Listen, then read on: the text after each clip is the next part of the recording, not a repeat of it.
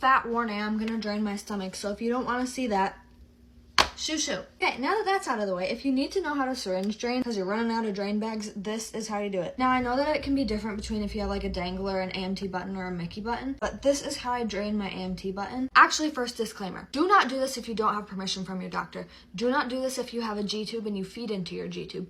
Do not do this if you have a GJ tube or a J tube and a G tube and you don't have permission from your doctor. Get permission from your doctor to drain your stuff. This is not medical advice, this is simply what I do. You are not supposed to rotate GJ tubes. Don't rotate it because you're not supposed to. I do not recommend rotating your tube. However, I have found that my tube drains best facing this way. I have been fine turning it a quarter of the way or even 180 degrees. I'm not telling you to do that, don't do that, you're not supposed to do that. I do that to get the holes on the inside in the best position for it to drain correctly for me. Body positioning is everything. Nothing come out, right?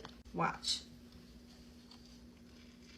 Oh my gosh, it's a miracle. So for buttons, it's going to be very positional. I have to do a lot of bending over and standing back up. And I do a slight push in and then pull back out because sometimes it will get stuck to your stomach wall. Another way to get it unstuck from your stomach wall is doing this and make sure you feel your insides sloshing around. Lastly, I do a little stomach rinse cycle where I drink some water, swish it around, and then drain it out. Change of scenery, I ran out of syringe space, had to dump it in the toilet. See how it's like gunky water?